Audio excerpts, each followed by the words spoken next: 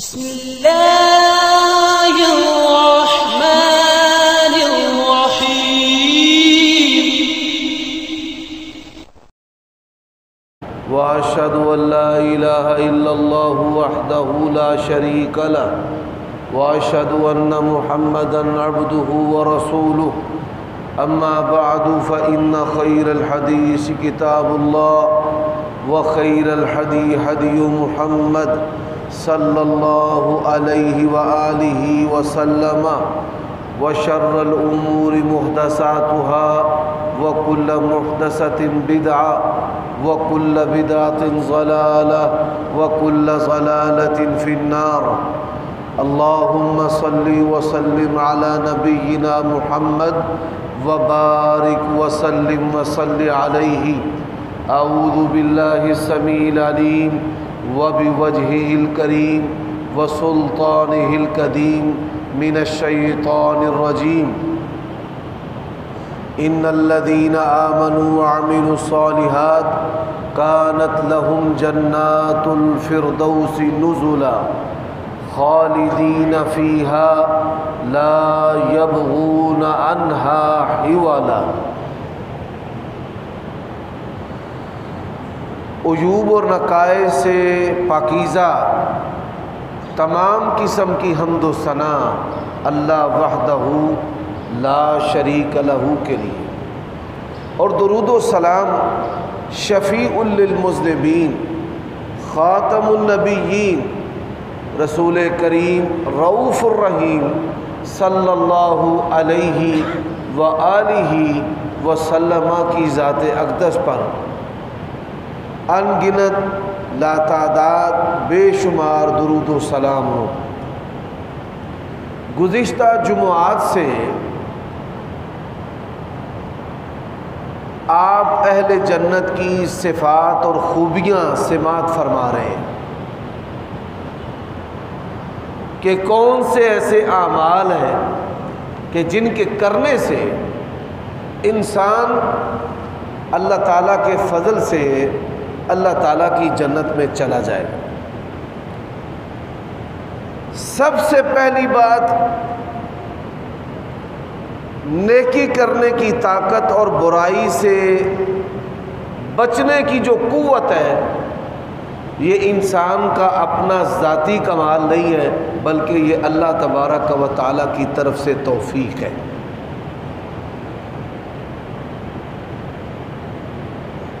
نبی علیہ الصلوۃ والسلام کا فرمان ہے، الا اخبرکم بکنز من کنوز الجنہ،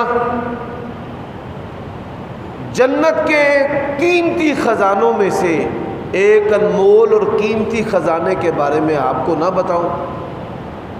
صحابہ کرام نے کہا جی ہاں یا رسول اللہ، ضرور بتائیں۔ آپ صلی اللہ علیہ وآلہ وسلم نے فرمایا لا حول ولا قوت الا باللہ۔ یہ ایسا وظیفہ ہے کہ اس کے پڑھنے پر اللہ تبارک و تعالیٰ کی طرف سے انسان کو نیکیوں کی توفیق ملنا شروع ہو جاتی ہے، اور پروردگار اس کے ارد گرد ایسا ماحول پیدا کر دیتا ہے کہ جس سے وہ گناہوں سے بچنا اور دور رہنا شروع ہو جاتا ہے۔ یومیہ جو وظائف ہیں ان کے اندر اس کو شامل کریں۔ جو بندہ ہر روز لا حول ولا قوت الا باللہ نہیں پڑھتا، وہ کہیں نہ کہیں شیطان کی پکڑ اور چوک کا جو ہے وہ شکار ہو جاتا ہے۔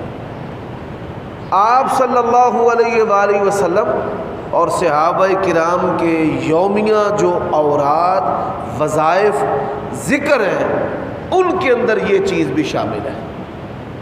اللہ تعالیٰ نے آپ کو جو نعمتیں دی ہیں اپنے فضل سے نوازا ہے، اور جو آپ نیکیاں کرتے ہیں اور جو برائیوں سے بچتے ہیں، تو اس کے لیے کیا پڑھنا ہے؟ لا حول ولا قوت الا باللہ۔ آج کے خطبہ جمعہ میں نے اللہ تعالیٰ کی توفیق سے آپ کو 2 حدیثیں سنانی ہیں۔ ان دونوں حدیثوں کو ایک ہی صحابی روایت کرتے ہیں، حضرت ابو امامہ الباہلی رضی اللہ تعالی عنہ۔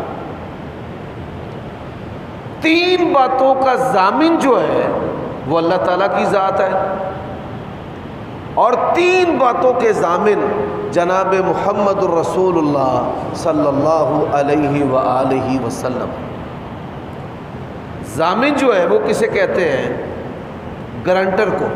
بھائی میں ضمانت دیتا ہوں، اگر یہ ادائیگی نہ کر سکا تو میں دوں گا، یہ جو آپ سے بات کر رہا ہے اگر یہ پوری نہ کر سکا تو میں کروں گا۔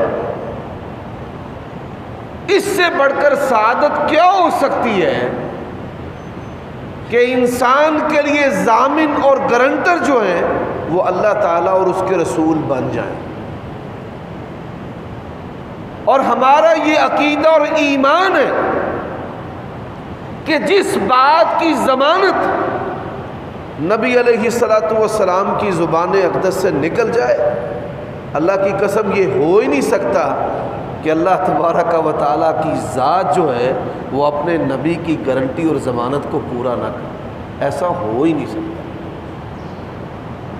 کیونکہ اس کی بنیاد وحی الہی پر ہے، اللہ تبارک و تعالیٰ کے آسمانی حکموں پر ہے۔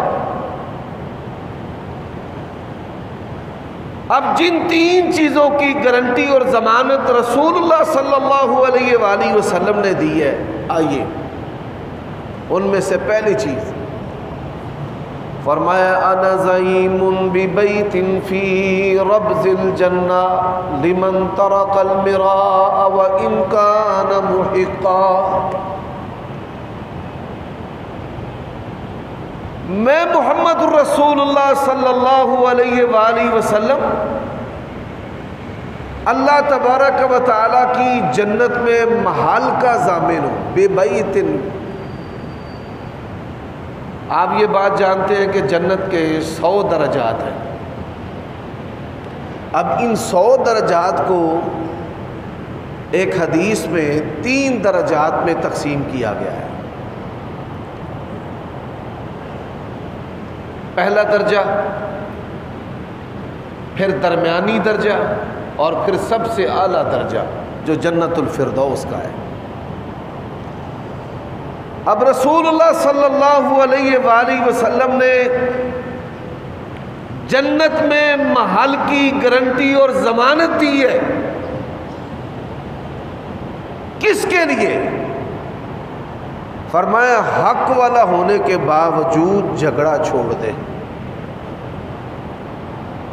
حق والا ہونے کے باوجود جھگڑا چھوڑ دے۔ یہ بہت بڑی خوبی ہے۔ لوگ معمولی چیزوں پر، استعمال کی چیزوں پر، برتنوں اور کپڑوں پر، جائیداد کی وراثت پر، دنیا کے بے حیثیت مال و متاع پر اپنے ماں جائے سگے بہن بھائیوں سے سال ہا سال ناراض رہتے ہیں۔ اور آپ اس بات کو بخوبی جانتے ہیں کہ یہ ناراض رہنا کتنا بڑا عمل ہے، گناہ والا۔ اللہ تبارک و تعالیٰ ان کے اعمال ہی قبول نہیں کرتا جب تک وہ راضی نہ ہو جائے۔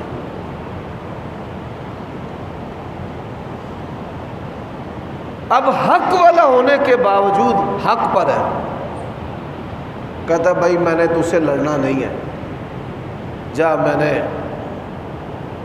اپنا حق چھوڑا۔ یقین جانیے ایسا بندہ وہ بیماریوں سے بھی دور رہتا ہے، اس کا دماغ بھی ٹھنڈا رہتا ہے۔ صبر اور حلم یہ 2 خوبیاں ایسی ہیں جو جنتی بندوں کی خوبیوں میں شامل ہیں، اور رسول اللہ صلی اللہ علیہ وآلہ وسلم نے حق والا ہونے کے باوجود جو جھگڑا چھوڑ دے ایسے بندے کے لیے جنت کی بشارت دی ہے۔ حضرات دوسری خوبی حدیث کے اندر فرمایا نا زعیم ببیت فی وسط الجنہ لمن ترک الکذب وان کان مازحا،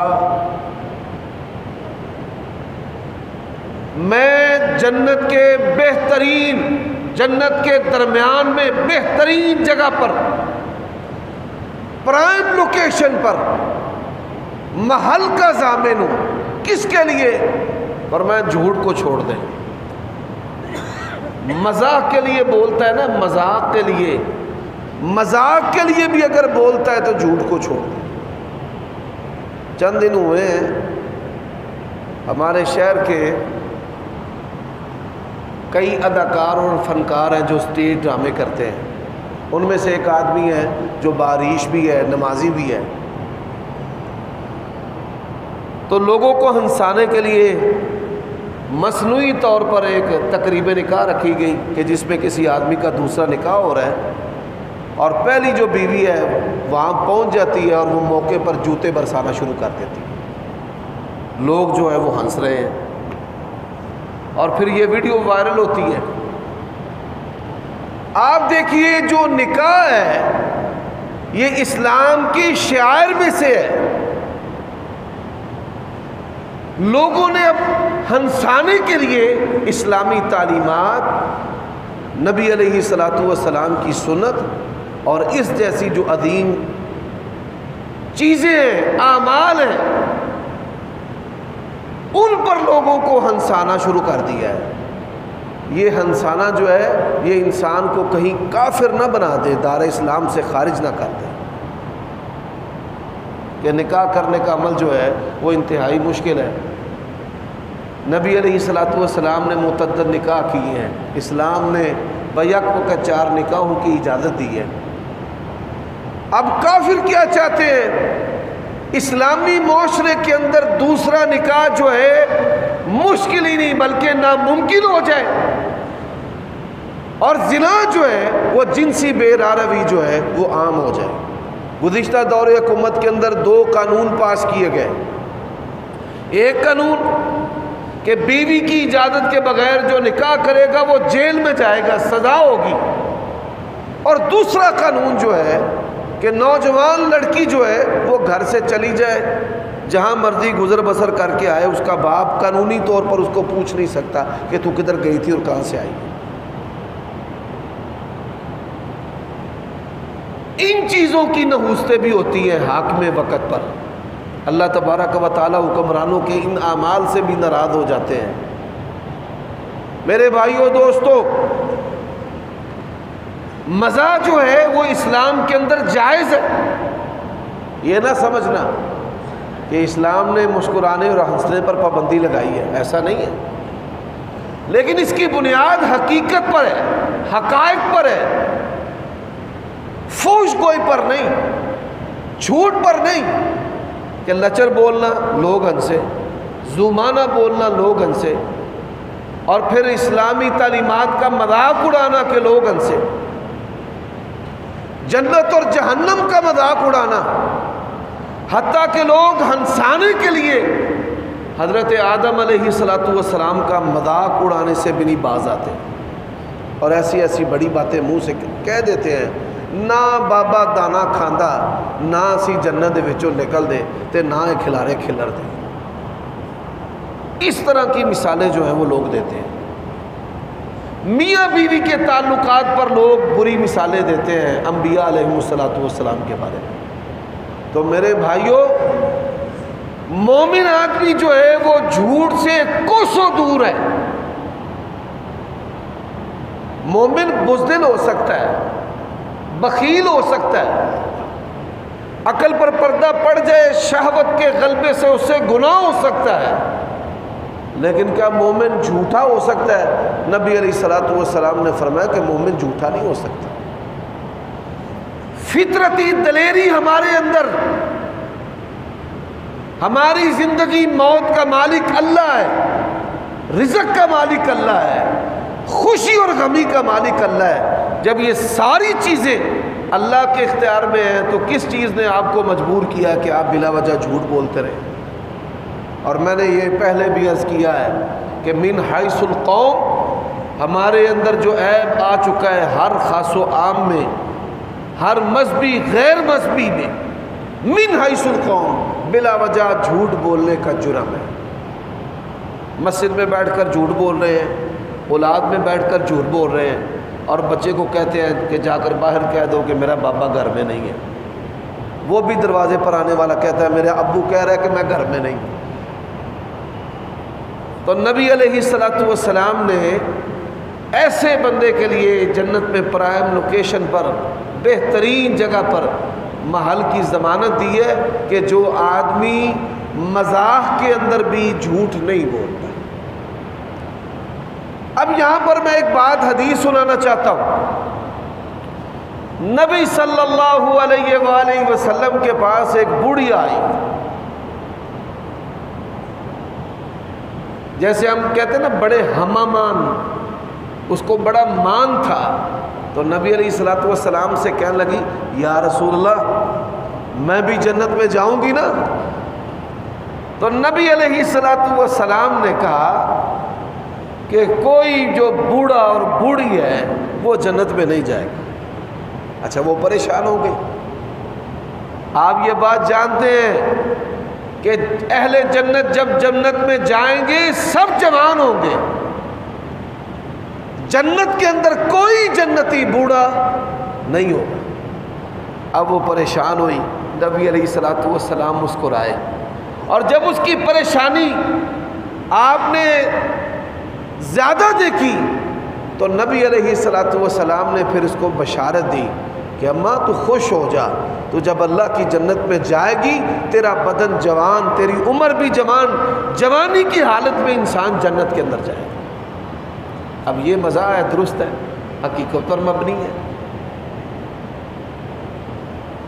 میرے بھائیوں دوستوں، تیسری بات، رسول اللہ صلی اللہ علیہ وآلہ وسلم نے فرمایا انا زعیم ببیت فی اعلی الجنہ لمن حسن خلقہ، میں محمد رسول اللہ صلی اللہ علیہ وسلم سب سے اعلیٰ جنت میں، جنت الفردوس میں محل کا ضامن ہوں۔ کس بندے کے لیے؟ فرمایا جس کا اخلاق اچھا ہے، جو اپنے اخلاق کو اچھا کرتا ہے، بولنے کا طریقہ، چلنے پھرنے کا طریقہ، ادب آداب کا طریقہ، والدین کے ساتھ حسن سلوک سے پیش آنا، بڑوں کی عزت کرنا، چھوٹوں پر شفقت کرنا، یہ آداب ہے اور یہ اخلاق حسنہ ہے۔ قیامت والے دن انسان کے آداب اور اخلاق حسنہ کا میزان میں بڑا وزن ہوگا۔ اب یہ تین باتیں ہیں کہ نبی علیہ الصلوۃ والسلام نے ان تین باتوں کو اختیار کرنے والا جو بندہ ہے اس کو جنت میں محلات کی ضمانت دی گئی۔ اب آئیے، تین باتیں اللہ تبارک و تعالی نے جن تین باتوں پر عمل کرنے والے کو جنت کی ضمانت اور گارنٹی دی ہے۔ سب سے پہلا بندہ فرمایا جو بندہ مسجد کی طرف جاتا ہے نماز پڑھنے کے لیے، اس دوران اس کی موت ہو جائے، فرمایا اللہ تبارک و تعالی اس کا زعیم ہے، اگر زندہ رہے فرمایا پروردگار غیبی خزانوں سے اس کی ضروریات کو پورا کرے گا۔ جو بندہ رضا و رغبت کے ساتھ مسجد کی طرف آتا ہے، یہ حدیث امام بخاری رحمہ اللہ الادب المفرد کے اندر اپنی کتاب کے اندر لے کر آئے ہیں۔ آپ میں سے بڑے سارے لوگ ہیں جو شاید پہلی مرتبہ اس حدیث کو سنیں۔ اب اس حدیث پر دو باتوں کی گارنٹی ہے۔ پہلی بات جنت کی کہ وہ بندہ مسجد کی طرف آتا ہے، مسجد کی طرف آتے ہوئے اگر وہ فوت ہو جاتا ہے تو وہ جنتی ہے، جاتے ہوئے بھی فوت ہو جاتا ہے تو وہ جنتی ہے۔ اللہ تعالیٰ کے فضل و کرم سے میرے والد محترم اللہ تعالیٰ نے موت دی ہے، وضو کی حالت میں مسجد کی طرف جاتے ہوئے،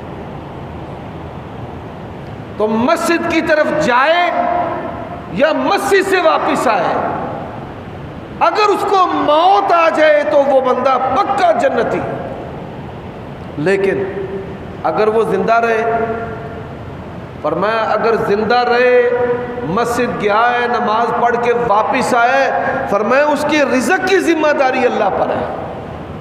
کس کی ذمہ داری؟ رزق کی۔ یہ نبی علیہ السلام کے الفاظ ہیں۔ لوگ کاروباروں کے لیے، پیسوں کے لیے نماز چھوڑتے ہیں، آؤ تمہارے رب نے گارنٹی دی ہے، ہر چیز کو چھوڑ کر مسجد کی طرف آؤ، رزق کی ذمہ داری بھی مجھ پر ہے، جنت کی ذمہ داری بھی مجھ پر ہے۔ یہ الادب المفرد کے اندر امام بخاری رحمہ اللہ اس حدیث کو بھی بیان کرنے والے ابو امامہ الباہلی رضی اللہ تعالیٰ عنہ۔ دوسرا عمل فرمایا جو بندہ اللہ تبارک و تعالیٰ کی راہ میں، اچھا یہ کون کون سے لوگ ہیں جو اللہ تعالیٰ کی راہ میں ہیں؟ بعض جماعتوں نے اللہ کی راہ کا جو مفہوم ہے وہ انتہائی تنگ کر دیا ہے۔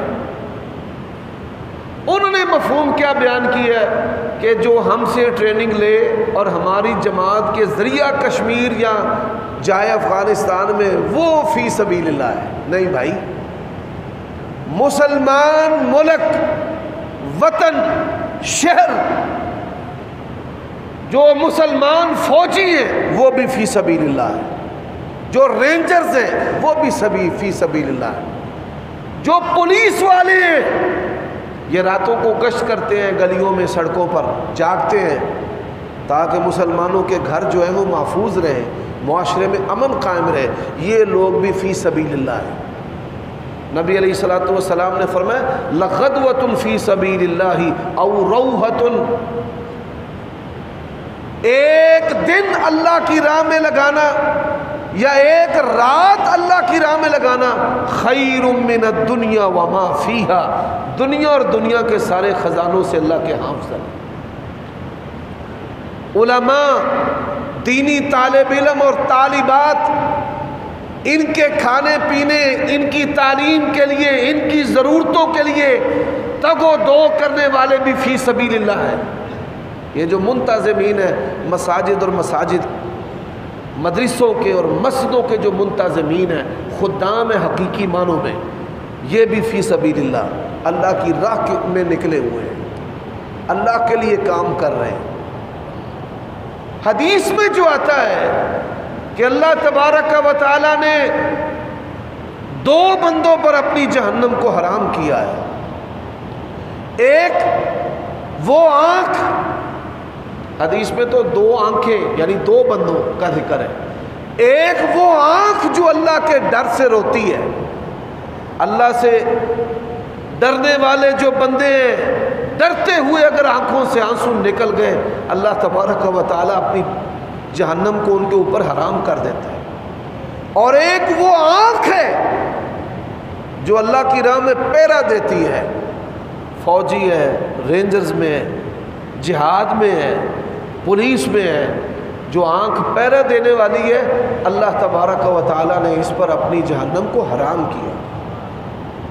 تو میرے بھائیوں دوستوں، اللہ کی راہ میں نکلا ہوا بندہ، اس کا مقصد کیا ہے؟ یہ انسان ہے، ان کی عزت مال و جان کا میں نے تحفظ کرنا ہے، میں نے اپنے علاقے کو دشمنوں کی چالوں سے بچانا ہے، اور میں نے اپنے مسلمان بھائیوں کے لیے لڑنا ہے۔ میں ان جماعتوں کی محنتوں کی قدر بھی کرتا ہوں کہ جو اللہ کے لیے لڑنے والی ہیں، اللہ کے لیے جان دینے والے بڑے باعزت لوگ ہیں دنیا میں۔ باتیں کرنا آسان ہے، جانیں دینا، خون بہانا سب سے مشکل کام ہے بھائی۔ وہ دنیا کے کسی بھی خطے میں مظلوم مسلمانوں کے لیے جانے دینے والے ہیں، وہ عظیم لوگ ہیں، وہ بھی فی سبیل اللہ کے اندر شامل ہیں، بلکہ فی سبیل اللہ کے جو اولین ہیں ان میں شامل ہیں۔ فرمایا اگر تو فوت ہو جائے پھر بھی جنت میں، نہیں لڑا، گیا ہے بیماری سے فوت ہو گیا، ٹھنڈ سے فوت ہو گیا، گرمی سے فوت ہو گیا، دشمن سے لڑا نہیں ہے، فوت ہو جائے، آن ڈیوٹی فوت ہو جائے، فرمایا جنت میں۔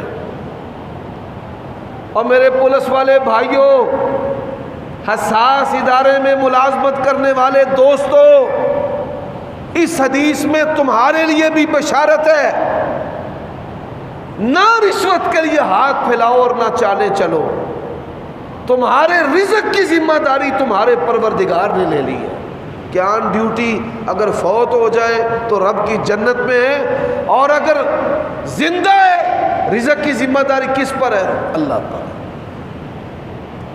اب حدیث کے اندر تیسری چیز ہے، یہ موضوع الگ ہے انشاءاللہ اللہ تعالیٰ کی توفیق سے کہ فی سبیل اللہ سے مراد کون کون سے لوگ ہیں، یہ پھر کسی خطبہ جمعہ میں بیان کریں گے۔ اختصار سے میں نے 2-4 چیزیں بیان کی ہیں۔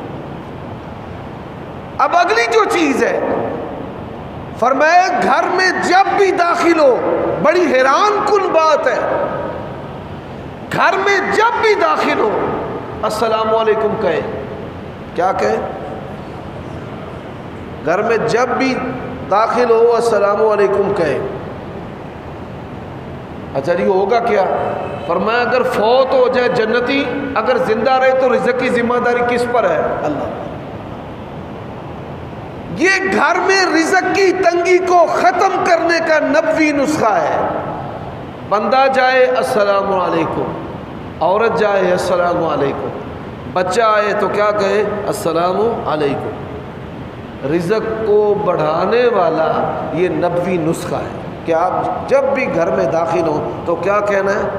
السلام علیکم ورحمۃ اللہ وبرکاتہ۔ اللہ کے فرشتے ہوتے ہیں، نیک جنات گھروں میں ہوتے ہیں، خبیث جنات بھی ہوتے ہیں، جس کی پناہ نبی علیہ الصلوۃ والسلام نے ہمیں سکھائی ہے۔ اللہم انی اعوذ بک من الخبث والخبائث، یا اللہ جو خبیث، پلید، گندے جو جن اور جنیاں ہیں، ہم ان سے تیری پناہ طلب کرتے ہیں۔ اب یہاں پر میں کچھ باتیں سلام کے بارے میں کرنا چاہتا ہوں۔ حدیث کے اندر آتا ہے، سنن ابی داؤد کے اندر حدیث ہے کہ ایک بندہ نبی علیہ الصلوۃ والسلام کے دروازے پر آیا، میں آ جاؤں؟ عالج آ جاؤں؟ نبی علیہ الصلوۃ والسلام نے خادم کو کہا اس کو اجازت لینے کا طریقہ بتا کہ اجازت کیسے لینی ہے۔ سب سے پہلے کہے السلام علیکم۔ کیا کہے؟ السلام علیکم، السلام علیکم۔ آگ کھل۔ اچھا نبی علیہ الصلوۃ والسلام خادم کو یہ بات بتا رہے تھے، اس نے باہر سے سن لی، اس نے باہر سے کہا السلام علیکم، آج کھل، یا رسول اللہ آپ پر اللہ کی سلامتی ہو، میں داخل ہو جاؤں؟ فرمایا وعلیکم السلام ورحمۃ اللہ، داخل ہو جاؤ۔ اللہ تعالیٰ نے فرمایا وَإِذَا دَخَلْتُمُ الْبُيُوتَ فَسَلِّمُوا عَلَىٰ أَهْلِهَا، آپ جب گھروں میں داخل ہوں تو کیا کہیں؟ السلام علیکم ورحمۃ اللہ۔ گھر میں کوئی ہو نہ ہو، یہ سلام کہنا یہ آپ کی ذمہ داری ہے، اور اس کی تفصیل ریکارڈ ہو چکی ہے۔ مسلمان کے مسلمان پر جو بنیادی حق ہے، اس عنوان سے خطبات جمعہ میں سلام اور اس کے آداب اور اس کی تفصیلات ساری ریکارڈ ہو چکی ہیں۔ میرے بھائیوں دوستو، اب یہ 6 اعمال ہیں جو میں نے آپ کے خدمت میں گزار کیے ہیں۔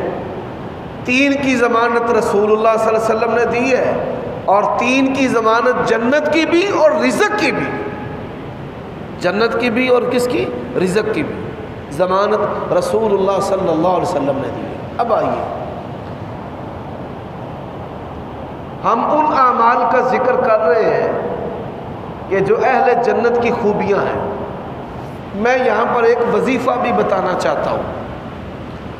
نبی علیہ السلام نے فرمایا کہ جو بندہ یہ کلمات پڑھتا ہے، اللہ تعالیٰ ان کلمات کے پڑھنے سے اس کو جنت عطا کر دیتا ہے۔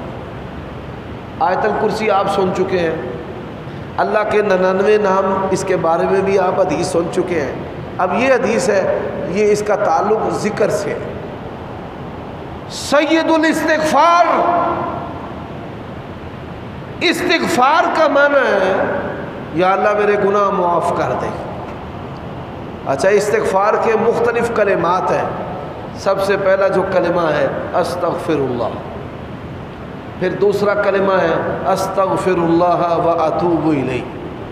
یہ اتوب الیہ کے جو مطلب اور معنی ہے نا، استغفر اللہ کا معنی ہے یا اللہ تو معاف کر دے، اتوب الیہ یا اللہ میرا کوئی تیرے سوا ٹھکانہ ہے ہی نہیں، میں تینوں چھڑ کے کتے جاواں۔ استغفر اللہ و اتوب، استغفر اللہ ربی من کل ذنب و اتوب الیہ، استغفر اللہ الذی لا الہ الا هو الحی القیوم و اتوب الیہ۔ زمین کے برابر بھی گناہ ہونا، بندہ یہ کلمہ ایک مرتبہ پڑھے، اللہ اس کے گناہ معاف کر دیتا ہے۔ اور یہ استغفار کے جتنے بھی کلمات ہیں، دوست بڑی بڑی پڑھائیاں کرتے ہیں، جو ذاکر ہے نا، ذاکر ذکر کرنے والے بڑے بڑے کلمات پڑھتے ہیں، اور علماء بڑے بڑے کلمات ان کو بتاتے ہیں، پر ایک نصیحت میری یاد رکھنا، اگر کپڑا میلا ہو، کپڑا میلا ہے تو میلے کپڑے کو صابن لگانا چاہیے یا خوشبو لگانی چاہیے؟ کیوں بھائی؟ کپڑا میلا ہو خوشبو لگانی چاہیے کہ صابن؟ صابن۔ استغفار جو ہے یہ ہمارے لیے صابن کی حیثیت رکھتا ہے کہ آپ وظیفے پڑھنے سے پہلے، اللہ کی تعریفیں کرنے سے پہلے، نبی علیہ السلام پر درود پڑھنے سے پہلے، اوہ ہماری زبان بھی ایسی ہے، ہم ایسے ہیں، ایسے بنے پہلے کہ ہم اللہ کی تعریف کریں، نبی پاک صلی اللہ علیہ وسلم پر درود و سلام پڑھیں۔ تو ویسے بننے کے لیے استغفار کرنا ہے۔ اب سب سے بہتر استغفار کے کلمات، سید الاستغفار، اللہم انت ربی لا الہ الا انت خلقتنی وانا عبدک وانا علی عہدک ووعدک ما استطعت ابو لک بنعمتک علی ابو بذنبی فاغفر لی انہ لا یغفر الذنوب الا انت۔ اللہم انت ربی لا الہ الا انت خلقتنی، یا اللہ تو ہی میری ساری ضرورتوں کو پورا کرنے والا ہے، تو نے تو مجھے پیدا کیا ہے۔ انا عبدک، میں تیرا بندہ ہوں، بے بس ہوں، وانا علی عہدک، اللہ میرا تیرے ساتھ عہد ہے لا الہ الا اللہ کا، تجھ سے مانگنے کا، تجھ سے استغفار کرنے کا، تیری طرف رجوع کرنے کا۔ ابو لک بنعمتک علی، یا اللہ جتنی بھی تیری نعمتیں مجھ پر ہیں میں ان ساری نعمتوں کا اعتراف کرتا ہوں۔ خلیفہ ہارون رشید تھا، کسی عالم نے اس سے پوچھا کہ اگر تجھے پانی نہ ملے، تو پیاسا ہو، جان تیری ہونٹ پر آ جائے، جان بر لب ہو، کیا کرے گا؟ اس نے کہا جو پانی کا پیالہ لا کر دے گا نا، میں آدھی ریاست اس کو دے دوں گا۔ اچھا، اس نے کہا اچھا تو نے پی لیا پانی، اب پانی اندر سے باہر نہیں نکل رہا، مسانے میں رک گیا ہے۔ کہنے لگا کہ جو میرے پیشاب کو جاری کر دے میں آدھی ریاست اس کو دے دوں گا۔ اس نے کہا تیری ساری شاہی پانی کے ایک پیالے میں چلی گئی ہے۔ کتنی مرتبہ ہم اپنی آنکھیں جھپکتے ہیں، ہم گن نہیں سکتے۔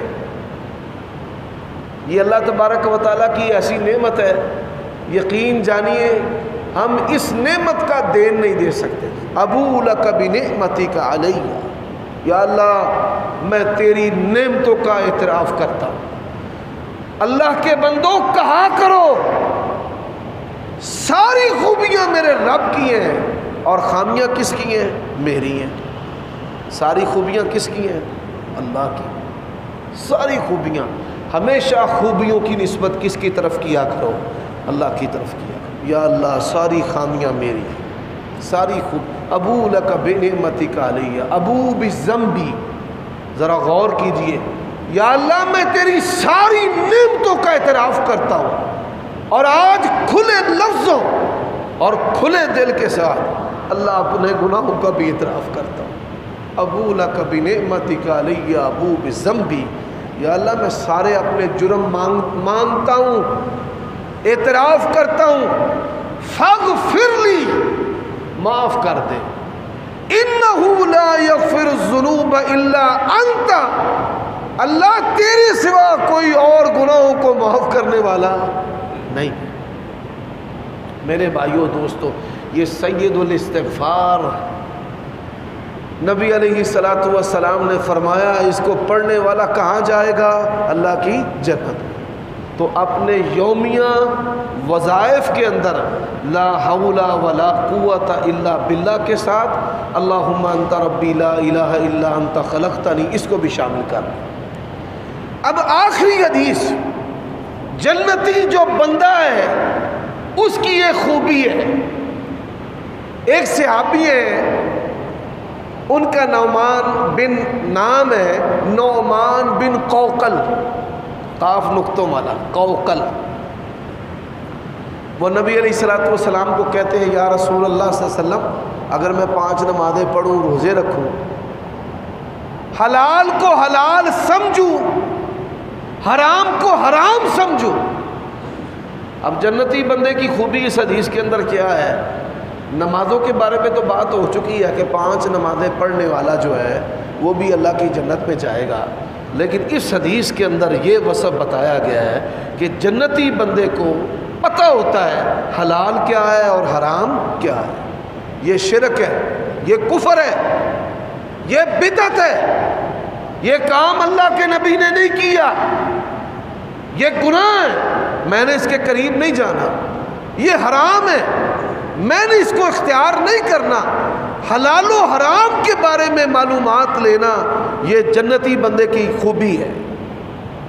بعض صحابہ کرام نبی علیہ السلام سے فتنوں کے بارے میں پوچھتے تھے۔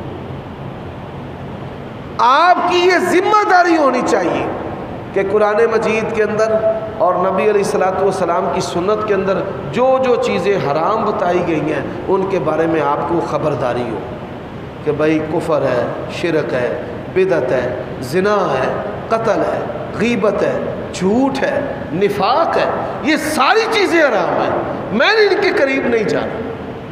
ماں باپ کی نافرمانی، اولاد کو قتل کرنا، صلہ رحمی نہ کرنا، یہ ساری چیزیں جو ہیں وہ حرام ہیں اور مجھے اللہ اور اس کے رسول نے ان سے بچنے کا حکم دیا۔ تو میرے بھائیوں دوستوں، اللہ تعالیٰ مجھے اور آپ سب کو جو جنتی بندوں کی خوبیاں ہیں ان کو اختیار کرنے کی توفیق عطا فرمائے۔ جنتی بندے نرم دل ہوتے ہیں، صاف گو ہوتے ہیں، غیبت، چغلی، جھوٹ سے، لڑائی کروانے سے بچتے ہیں، شرک اور کفر اور بدعت سے بچتے ہیں، اور جو کبیرہ گناہ ہیں ان سے بچتے ہیں۔ ان کی آنکھوں میں حیا اور ان کے دل نرم ہوتے ہیں، جس کی مثال اللہ کے نبی نے دی ہے کہ چڑیوں کے دلوں کی طرح ان کے دل ہوتے ہیں، نرم دل ہوتے ہیں۔ تو اللہ یہ خوبیاں ہمیں پیدا کرنے کی توفیق عطا فرمائے۔